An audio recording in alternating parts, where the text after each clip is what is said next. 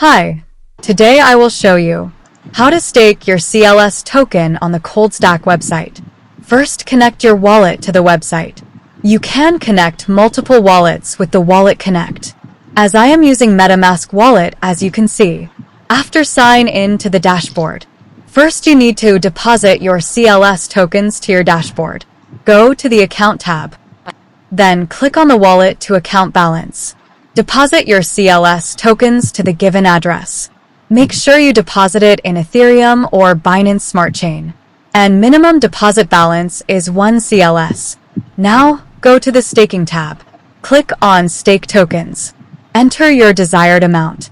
You can stake for 30, 60, or 90 days with different APY. You can check above and also see your daily earnings. Click on Stake. Here you can see. You can cancel your staking anytime. Just click on Cancel. The amount will be credited to your dashboard account. Thanks for watching.